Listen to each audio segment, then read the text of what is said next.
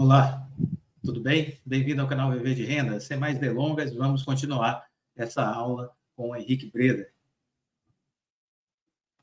Excelente. Queria agradecer a todos que estão aqui no chat, conversando, mandando mensagens. Continuem fazendo perguntas, tá? Daqui a pouco eu já trago algumas aqui para o Breda. A gente está caminhando para o terceiro bloco para falar sobre cenário, posições, posicionamento. Mas antes de entrar nesse bloco, Breda, você poderia falar um pouco sobre a diferença da filosofia de investimentos em cada um dos produtos e sobre a estrutura previdenciária, por que ter uma estratégia em previdência dentro do mercado de ações? Beleza. Assim, a gente tem, no fundo, mais complexo, vamos falar assim, mais estratégias, que é o BDR. Então, ele tem uma base que é a filosofia de investimento em ações, a escolha de ações, que ela é fundamentalista, não é muito diferente do que as pessoas fazem ou dizem que fazem. Então, procurar empresas que têm uma combinação de preço e qualidade bom. Às vezes, você tem muita qualidade, você não exige tanto desconto.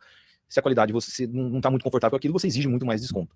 Então, é uma análise de risco, isso te dá um preço mínimo para você pagar naquilo, né? Ou no caso, um preço máximo, você não quer ir além da conta, então um business não vale infinito, você tem que ter uma margem de segurança.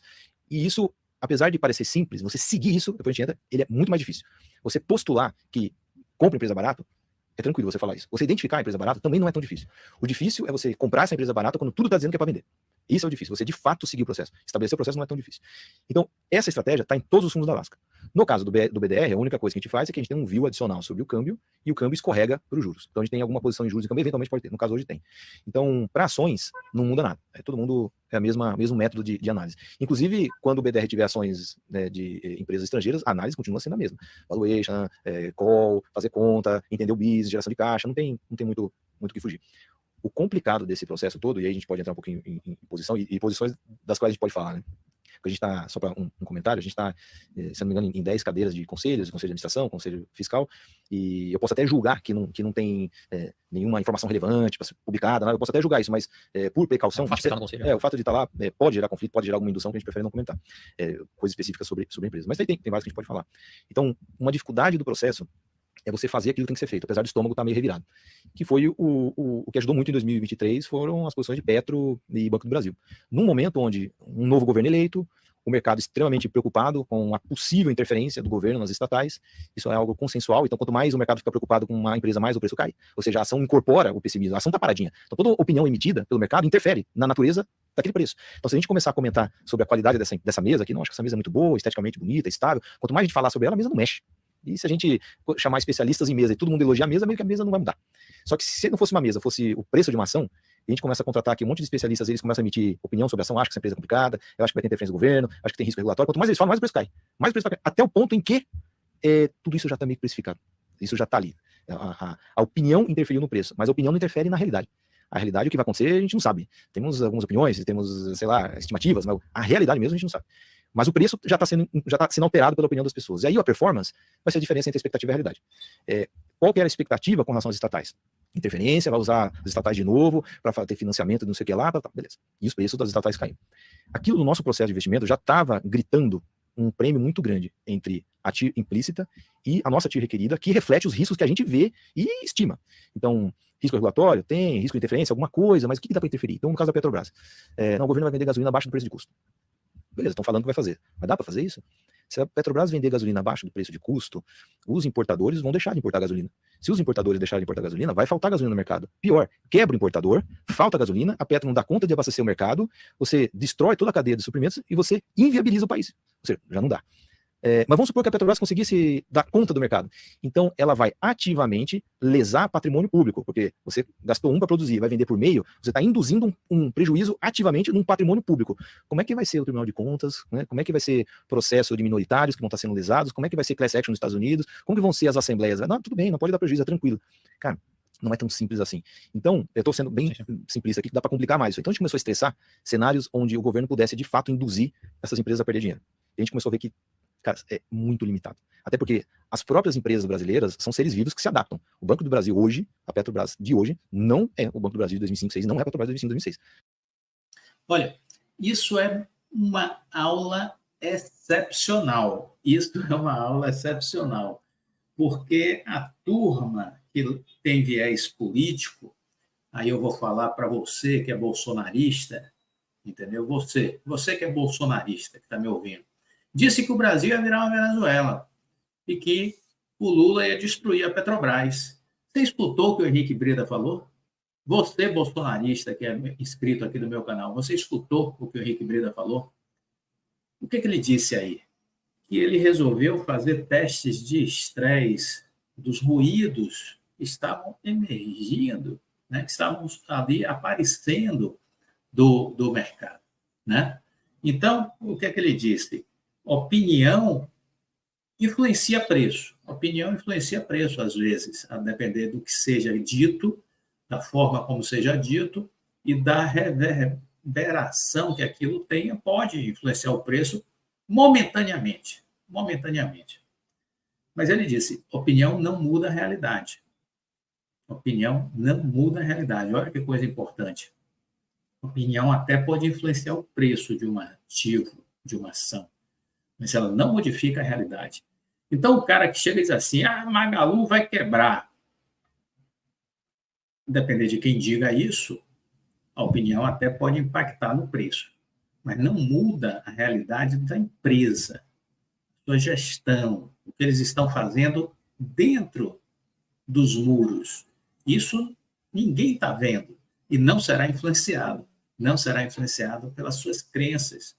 E aí ele diz que é importante você estar atento a isso e ter o senso crítico para eliminar os ruídos produzidos pelas notícias e pelas redes sociais, que uma vez mais aqui eu insisto, as redes sociais emburrecem, os grupos de Telegram, de WhatsApp emburrecem, porque predomina o ruído, a desinformação e os palpiteiros de plantão, que vivem em desertos mentais, completamente abobados. Completamente abobados. Então, ó, acorda para a vida. Ouve de novo o que o Breda falou. Ouve. Tenha essa capacidade, essa humildade de saber ouvir. Lembre sempre que eu digo aqui o seguinte, ó, Deus, na sua infinita sabedoria, nos deu uma boca e 2 ouvidos para escutar mais e para falar menos. E o cérebro está aqui, tá? No meio, para processar tudo e tentar produzir informações úteis e transformar informações úteis e inteligentes em coisas concretas para a nossa tomada de decisão. Vamos continuar. Aliás, assim, não só muitas pessoas chaves trocaram, como a organização está mais robusta, ela está mais protegida. Então, um momento que foi muito interessante foi quando o presidente meio que pediu, ou mandou, não sei como é que é o caso ali, para os bancos públicos baixarem a taxa do consignado, né? Para baixar a taxa de juros. Tanto a presidente do Banco do Brasil quanto da Caixa Econômica, indicada por ele, falou assim, não. E ficou por isso mesmo, ou seja, eu acho que assim, as estatais assim, não têm a mesma vulnerabilidade que a gente imaginava no passado. Mas, se amanhã o time achar, o Luiz Alves falar assim, cara, tem uma vulnerabilidade grande que a gente não viu aqui. A gente precifica, refaz a conta e se for o caso, vende. Mas assim, investir na base do achismo é muito perigoso. Então, o meu achismo, ele estava meio consensual no começo de 2023. Bom, esse governo acho que vai estimular consumo, vai baixar a taxa de juros, vai ser um pouco mais populista, e isso para empresas do varejo ou domésticas, pode ser que subam muito mais em 2023 do que as pesadonas aí, Petro, Banco do Brasil, Gerdau, tal. Tá, mas isso aí eu achar, posso achar qualquer coisa, né? Achar, basta achar. Na hora em que a gente olhava os modelos e fazia conta e via o desconto, essas empresas de varejo estavam muito mais caras do que as velhas produtoras de commodity. Então, a gente brinca lá dentro e isso é levado a sério. A gente não faz o que a gente quer, a gente faz o que tem que fazer. Tem que comprar, né? Então, eu acho que vai subir, eu acho, sei lá, acho um monte de coisa. Mas tem que estar ali refletido. E isso é muito difícil. Você tomar uma decisão baseado em modelo e baseado em premissas racionais que você mesmo produziu e o resultado, o sinal que ele está te dando, contradiz um pouco aquele seu achismozinho, entendeu? E seguir isso é muito difícil. Então, os movimentos que a gente faz, normalmente, são um pouco doloridos. A gente vende porque o modelo está falando para vender. Né? O coração quer comprar, quer continuar ali, mas, cara, tem que vender. E a compra também. Então, essa é a parte difícil. E até como se dá essa relação, né, Luiz, você, Ângela, time, como é que é feito o processo de tomada de decisão? É um grande comitê? É você com a palavra? Então, veja, uma outra coisa importante aqui, a questão do coração que ele falou, eu gosto de um determinado ativo, né? Mas a importância de ver, olha, se tem que vender, eu vendo. Entendeu? Então, isso é importante, porque tem pessoas que eu vejo, às vezes, que têm dificuldade de sair de um determinado ativo porque se apaixonou pelo ativo. E não é por aí que a coisa funciona. Então, se você olha os fundamentos mudaram, o case mudou. Ah, mas eu estou perdendo. Olha, realiza, usa isso para o seu planejamento tributário, para compensação de ganhos de outros ativos, entendeu? Mas não fique agarrado eternamente em um ativo e, de repente, o cenário que você trabalhou se modificou completamente. Então, flexibilidade e adaptabilidade, duas características importantíssimas no mundo empresarial, e eu acredito que também no mundo dos investimentos seja. Ok? Vamos seguir. Final, como é que chega na hora de, poxa, vamos fazer uma alocação de tantos por cento, vamos comprar Petrobras agora? Quem sabe que o Luiz não é o cara do modelo, não é o cara que vai abrir, planilhar e fazer a análise de DCF de uma empresa, ele é muito mais envolvido a ver as pessoas, a ver a paixão das pessoas pelo negócio. Como é que funciona essa relação você e Luiz Alves na hora de definir comprar ou não um ativo? Começando pela Ângela. A Ângela, ela tem a visão empresarial, né? Então, ela sempre empreendeu e tocou empresas, né, na vida dela. Então, ela que foi a principal executiva do pai dela. Então, o pai dela, o Dr. Gabriel, começou esse negócio de educação no Brasil, educação privada, né? Com a escola EMB. E a Ângela sempre trabalhou nisso. Então, expansão de campus, a parte desde do real estate do campus até tocar o negócio mesmo. Então, sempre empreendeu no mundo imobiliário, sempre teve times, pessoas, tomadora de risco. Foi a que tomou o principal risco para acontecer esse Business Alaska, ela que bancou lá atrás o CNPJ, né? Então, a gente sempre escuta muito ela quando ela opina sobre a Alaska, sobre a estrutura da empresa, sobre o time, conversar, e, eventualmente, quando está próximo do que ela conhece muito, ela se envolve, inclusive, nas empresas. Então, ela faz conselho, ela está no conselho da Cogna. O mundo dela sempre foi o mundo da educação, então ela entende de matrícula, captação, como é que está, provisão. Então, estamos aproveitando o máximo que dá. No caso do Luiz Alves, o que eu acho interessante é assim, a gente tem uma certa fantasia, né, do tal da intuição, o cara é intuitivo, então o Luiz Alves ele tem a intuição do que é barato, do que é caro. Só que a intuição é só uma palavrinha bonitinha, por um processo racional que ocorre em velocidade, assim, velocidade da luz. O cara já olhou, bateu o preço, viu o gráfico, viu o múltiplo e já identificou como é que tá barato. É um jeito muito rápido de calcular a taxa de retorno. Viu o múltiplo, viu o dividendo, viu o gráfico, viu que tá meio que virando. A empresa tá no momento ruim, mas é circunstancial. Isso passa, nele já dá o sinal de que aquilo tem grande chance de ser um ponto de compra. Só que a gente, nesses anos todos com o Luiz, a ideia nossa é decodificar como ele funciona, absorver tudo do qual é a mecânica por detrás da tomada de decisão e turbiná-lo. Essa que é a ideia. Dar mais controle. Então, o cara é um piloto muito bom e está pilotando um carro mais ou menos. Se você dá mais controle, melhora o pneu, melhora a suspensão, o cara vai voar. E foi o que aconteceu com o Poland, fundo do Luiz, quando a gente acoplou ali o time Alaska, e dele com o time Alaska que estava desgarrado antes do Luiz Alves. Então, o processo do Luiz, apesar de ser muito simples, isso você desmembra num processo que fica até um pouco mais complexo. Então, ele olha 4 coisas na empresa. Primeiro, tudo parece muito simples, bobagem, mas, cara, o assunto é sério. É profundo, né? Primeiro ele tenta identificar se a empresa existe. Essa empresa existe mesmo? Como assim? Cara, normalmente, sim, em picos de mercado, o pessoal consegue listar a empresa que não existe. Estados Unidos não existir, não é que não tem nada, é uma casca ali, um monte de promessa, uma empresa de PowerPoint. A empresa existir, tem a fábrica mesmo, tem um lugar lá, tem os galpões, existe ali o pessoal, um monte de gente, 4.000 pessoas trabalhando, existe uma presença real, física, tangível, com substância. Beleza, tá bom, então existe. Não estamos olhando fumaça aqui. Outra coisa, essa empresa é boa de serviço? Naquilo que ela se propõe a entregar, ela é boa, ela é top. Então o produto é bom, a marca é boa, o serviço é bem feito, né, tem qualidade. Não precisa ser a primeira, mas a primeira, a segunda, tá ali brigando para fazer algo bom. Beleza.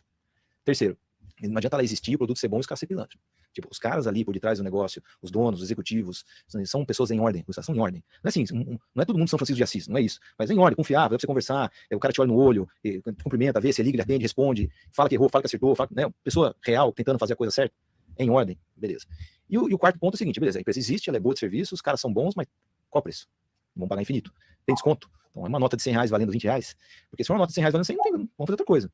E aí entra toda a conta mesmo, o valuation. E aí onde que eu acho que o time Alaska consegue ajudar muito para os investidores que às vezes estão sozinhos, né?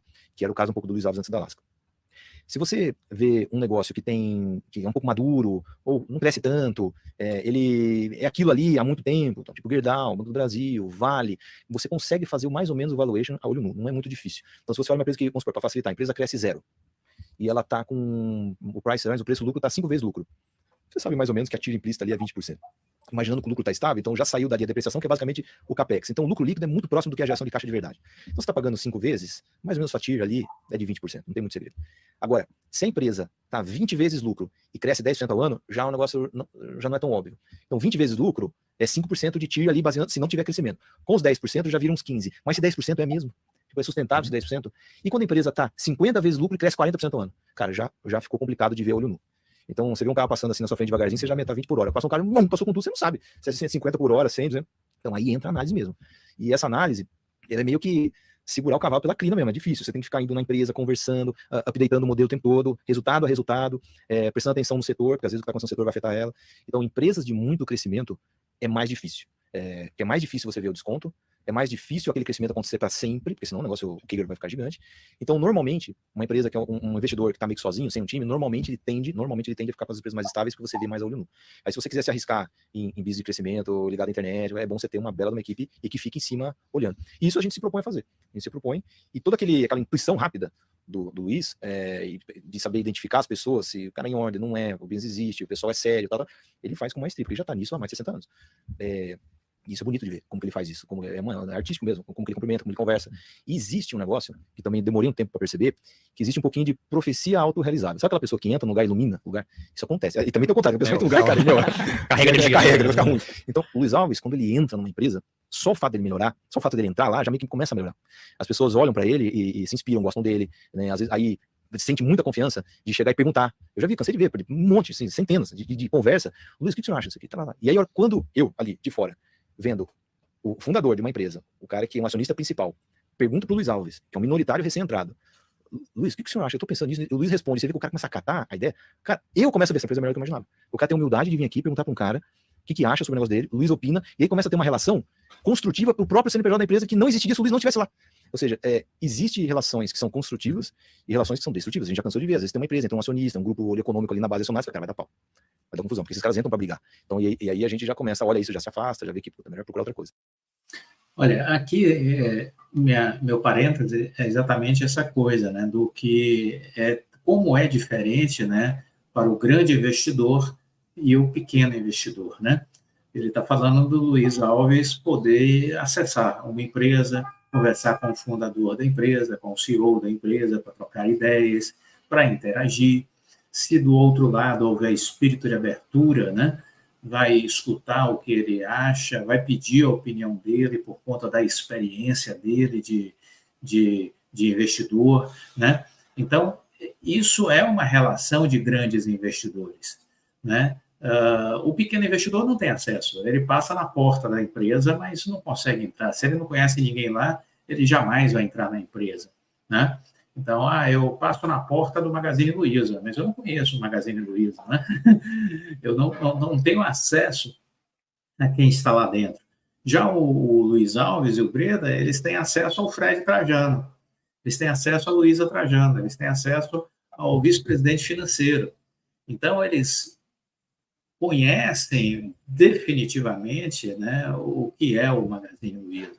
A mesma coisa é o Warren Buffett. Ele tem metade do dinheiro dele investido na Apple.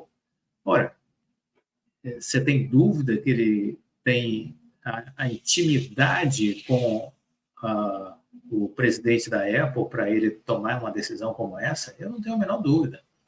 Ele tem acesso, ele tem o telefone celular, ele tem o telefone da casa de praia, ele tem o telefone da casa de campo, ele tem o telefone do motorista, ele tem o telefone da mulher, do Tim Cook, ou de quem quer que seja, entendeu? É isso.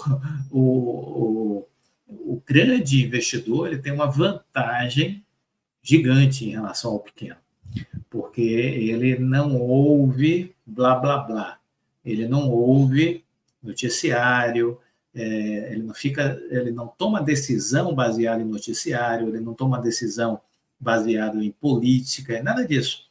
Se ele quer investir numa empresa, ele pega o telefone, liga e diz, eu posso passar aí? E aí ele vai com o time dele, ou vai com alguém da confiança dele, no caso do Luiz Alves, vai sempre com o Breda, e aí passa uma tarde, almoça, toma um café, marca de ir no dia seguinte para fazer uma nova rodada de conversa, e é assim que as coisas funcionam. É assim que as coisas funcionam. Portanto, escolha quem você quer ouvir, escolha quem você quer escutar. É importante ser seletivo, ter boas referências. Então, tem várias coisas assim que a princípio não são tão quantitativas, não é tão técnica assim, não é tão livro-texto, mas é presente, é real e influencia. E a gente tenta replicar isso também nas empresas, tenta ser agregador, isso está sendo interessante de ver isso ao longo do tempo, né? Perfeito, Breda. Pegando um gancho, né, nessa pauta que você falou sobre os tipos de alocação em empresas, sobre o investidor que está investindo sozinho, procurar essas empresas mais resilientes, a gente está acompanhando um cenário muito desafiador para a gestão ativa no geral, em comparação ao Ibovespa. Trazendo aqui em números, né, os fundos de ações do tipo long only encerraram o ano de 2023 com retorno mediano de 21,56, a bolsa encerrou o ano com 22,28, só que quando a gente olha para as estratégias da Alaska, eu trago aqui o Alaska Black, que fechou o ano de 2023 com retorno de 59,47 e o institucional com 35,56, tive aqui um notável destaque, inclusive dentro do nosso período de acompanhamento, está em primeiro lugar o Alaska Black, mas eu queria entender um pouco sobre qual foi a atribuição de performance, tanto do Black quanto do institucional, levando em consideração as diferenças dessas estratégias. Se você poderia comentar algum case mais nominal, que você teve algum destaque ao longo de 2023. Acho que uma base para essa conversa é um negócio interessante, que assim, acompanhando a indústria de fundos no Brasil há tanto tempo, e lendo as cartas, né, das gestoras, assim, existe no Brasil uma escola de gestão no Brasil, que é uma escola muito boa. Os gestores brasileiros, os que têm bastante tempo aí, vamos dizer, eles são muito bons, sabem o que estão fazendo e tal. Então, dando nomes aí, eu posso ser que eu pule um ou outro, assim, mas se não me falha a memória, IP começou em 88, FAM em 91, Dynamo em 94, e ali na virada de 2000, pós 2002, teve um boom. E aí, essa turma toda, quando eles estavam começando, eram super jovens e meio que sem grana, mas acreditando num negócio que era gestão de fundos, gestão de carteira e tal. Agora, imagina o seguinte, você começa um negócio, eu passei por isso, muito mais tarde, mas eu passei exatamente pelo mesmo desafio. Você quer começar a gestora, você tem uma ideia, você tem um jeito de trabalhar e você precisa convencer alguém a pôr dinheiro com você. Você não tem track record, você não tem idade, não tem nada. Você vai convencer como? O que você vai falar para essa pessoa? Você fala, confia em mim, que eu sei o que eu tô fazendo. Não, cara, mostra alguma coisa. Então, a escola de investimento brasileira é a escola americana. Porque o que esses jovens, esses garotos, todos que são velhos, né? O que esses caras leram? Eles leram Warren Buffett, eles leram Peter Lynch, eles leram Philip Fisher, eles leram as cartas da Berkshire todo dia, né? Eles estudaram Charlie Munger, eles fizeram tudo isso. A escola de investimento americana é muito boa, os caras ganharam dinheiro pra caramba. Só que ela é americana. Ela é americana. E aí a gente tem que entender algumas coisas. O Brasil não é Estados Unidos. O que funciona para os Estados Unidos não necessariamente funciona para o Brasil do ponto de vista setorial. Então, se eu fosse americano, é óbvio que eu ia odiar a empresa de commodity, na média. Porque toda vez que commodity sobe, meu país vai pro saco. Porque sobe commodity, sobe a inflação, sobe o Fed Funds, e pô, eu me ferro. E americano não é muito bom disso. Americano é bom de serviço, banco, seguradora. Por isso, o estilo de investimento nos Estados Unidos, e eles chamam esse negócio de high quality, lá. Então, se eu fosse um garotão nos anos 90, 80, começando a investir aqui no Brasil, eu ia tentar imitar os americanos. Então, você vê as 3 primeiras páginas dos livros, fala, você tem que comprar um negócio pagando preço abaixo do que ele vale. Ótimo. Né? Valuation, Value Investing, você tem lá os livros do Margin of Safety, do Self Climate, tem um monte de literatura espetacular. De tudo, todos esses. Só que a partir da página 4, 5, cara, aí já não funciona. Já não funciona tanto. Porque quando alguma coisa está muito ruim para os Estados Unidos lá, geralmente está bom aqui. Se você pegar, por exemplo, quando o minério de ferro sobe, quando sobe o petróleo, quando sobe o preço de commodities, os Estados Unidos tomam uma ré forte, porque ele é net muito consumidor de commodity. Então a commodity, ela entra no COGS dos Estados Unidos, ela entra no custo. No Brasil, entra na receita. Balança comercial. Receita. Então, commodity, quando sobe, cara, na média, é muito bom para o Brasil. Então, os investidores, os Warren Buffett, os Charles Mungers, brasileiros, os caras gostam de commodity. Porque o Brasil é uma grande fazenda agrícola, uma grande mineradora. O Brasil foi construído assim faz 500 anos que é assim. Então, isso como cenário base, já começa a mostrar mais ou menos como é que é a performance das gestoras brasileiras na média. Então, as gestoras brasileiras, na média, são estilo Estados Unidos, estilo US. Que quer dizer o seguinte, elas tendem a outperformar o Ibovespa em momentos onde está muito bom para os Estados Unidos. O que é bom para os Estados Unidos? Commodity mais para baixo, o que significa treasury com juros, né, o juro americano mais para baixo, e isso é um cenário mais pró-empresa de growth, high quality, serviços e tal. Então, quais são essas empresas meio americanas, brasileiras, estilo americano? Renner, Localiza, Aporto, mais ou menos, são as high quality, tidas como high quality, porque são Aporto, o pessoal tenta imitar as seguradoras do Buffett. Então, você tenta fazer meio que paralelos com o que existe lá fora. Quando começa a ter um cenário meio que ruim dos Estados Unidos, o que é cenário ruim dos Estados Unidos? Na média, inflação lá fora mais alta, inflação dos Estados Unidos mais alta, a inflação dos Estados Unidos está subindo agora não porque a economia está superaquecendo, mas é porque subiu o preço de matéria-prima. É isso que faz basicamente a inflação dos Estados Unidos subir. Os Estados Unidos está crescendo e está indo bem desde 2012, até 2020, 8 anos, crescendo pra caramba, e a inflação lá embaixo. A inflação não vem de superaquecimento de atividade, mas de preço de raw materials, de commodity, não tem jeito. Quando esse cenário de commodity começa, o preço começa a subir, aperta o custo de vida e o COGS das empresas dos Estados Unidos, lá começa meio que bater pino, começa a ficar meio ruim, e é justamente onde começa a ficar bom para o Brasil. Porque aí você começa a ter preço alto de minério de ferro, de soja, de celulose, isso é uma enxurrada de dinheiro para o Brasil. No Brasil começa a ir bem. Só que as gestoras no Brasil, na média, tem o estilo americano, então começa a sofrer, porque ela está sofrendo. E o nosso Ibovespa é majoritariamente feito de empresa de commodity. Então, assim, não é normal. Quando o Ibovespa vai bem, porque commodity vai bem, na média, as gestoras tendem a sofrer versus o Ibovespa, porque elas são mais underweight, são mais desalocadas de commodity. E a justificativa é uma justificativa que a gente discorda completamente. Pensa assim, commodity é mais imprevisível, é mais arriscada. Eu falei, mas calma. Eu acho que, por exemplo, o que aconteceu com, sei lá, a Natura, o que aconteceu com o IRB, né, caiu pra caramba, né? Então, assim, isso você não vê acontecendo, assim, com tanta frequência, sei lá, numa Vale, numa Gerdau, a não ser em cenários de queda brusca de preço de commodity. E quando isso ocorre, isso impacta o free cash flow daquele ano, no ano seguinte. Quando a gente vai fazer o DCF, ou vai fazer o valor presente do fluxo de caixa futuro, nenhum analista sério de commodity vai colocar o preço da commodity de hoje para sempre. todo mundo converte para o long term price.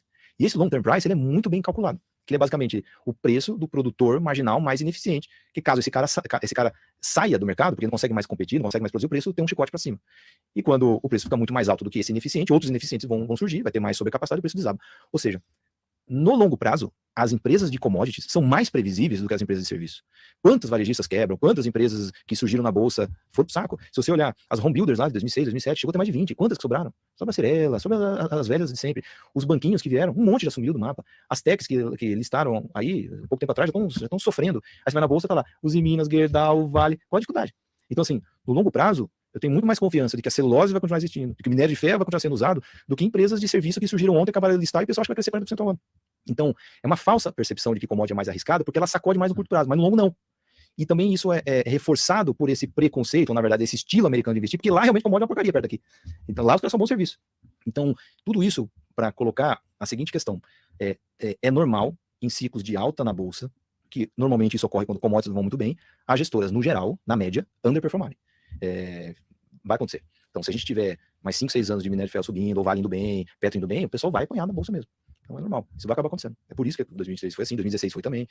E assim, commodity, hoje, se a gente for pensar o que está acontecendo no mundo, para onde, o que pode ser que aconteça com o preço das commodities, isso 5, 10, 12 anos, 15 anos, porque amanhã temos a menor ideia.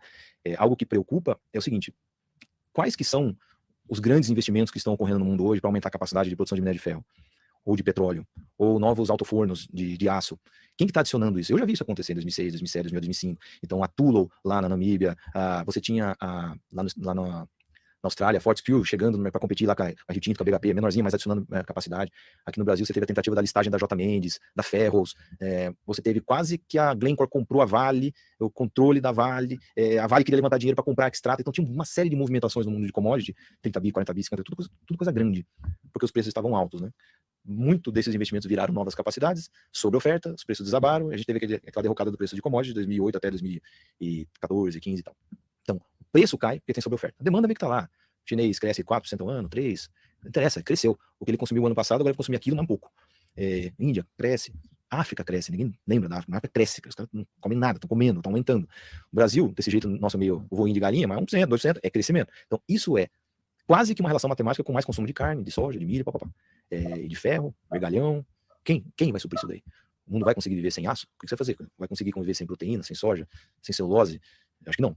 Então, hoje, se eu fosse dar um chute assim, é muito mais provável que nos próximos 10 anos o mundo tenha uma pressão altista no preço da commodity, não porque vai explodir demanda, porque a demanda é sempre meio que a mesma, assim, per capita, mas porque pode ter algum tipo de restrição de oferta, porque ninguém está investindo hoje. Demora, se todo mundo começar a investir hoje em projeto grande, minério de ferro e tal, vai demorar 5 anos, 6 anos para cair isso no mercado, aprovar, licença ambiental, alocação de dinheiro, levantar dinheiro com o banco, demora, então eu não estou vendo isso hoje.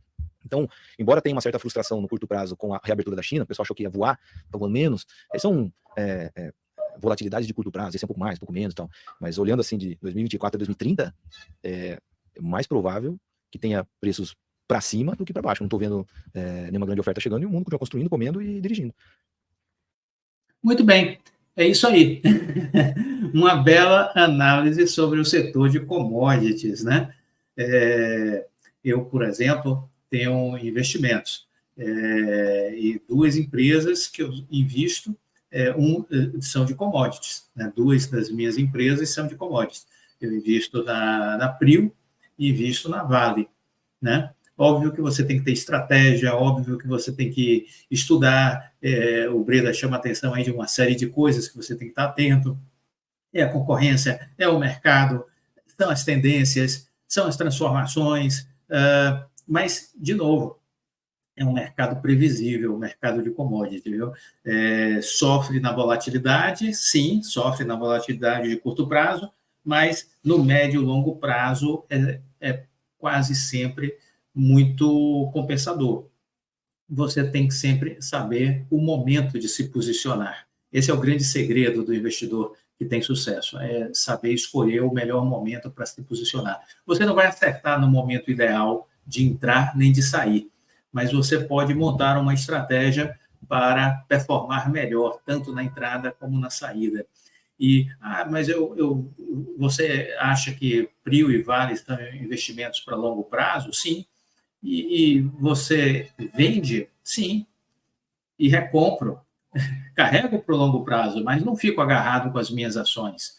Existe um momento que eu acho que é adequado eu vender PRIO, diminuir minha posição em PRIO em 2/3. E tem um momento que eu acho que eu devo zerar a Vale e esperar uma correção, porque ela vai vir, e aí eu entro comprando de novo. Entenderam? Dinâmica, nada de ficar parado. Também nada de querer ficar em movimento o tempo todo. Isso também é errado. É movimentar-se na hora certa, na dose certa. Isso, é isso aí, entendeu? Vamos ainda ter um terceiro vídeo, uma terceira parte dessa aula maravilhosa do Breda. Espero que vocês estejam gostando, tá? Uma aula comentada aqui por mim, passando um pouco os meus sentimentos, e espero que vocês estejam curtindo. Para entender mais sobre essas coisas, olha, seja assinante da nossa seleção de empresas, mensalmente você vai receber um estudo em vídeo, com análise de cenários, vai conhecer os meus ativos, as empresas que eu estou estudando, e isso vai ajudar você na sua tomada de decisão. E venha fazer parte do nosso programa de mentoria. Aí a gente vai ombro a ombro ao longo de 12 meses. Você vai fazer a mentoria comigo durante 12 meses, ombro a ombro, toda semana a gente se encontra por videochamada, vamos conversar, trocar ideias, vou lhe passar a minha experiência, tirar suas dúvidas, e isso vai ajudar você a ter mais segurança para investir. Disso eu não tenho a menor dúvida, porque esse é o feedback de todos que são meus mentorados. Tá bom? Fique com Deus. Até a próxima. Tchau.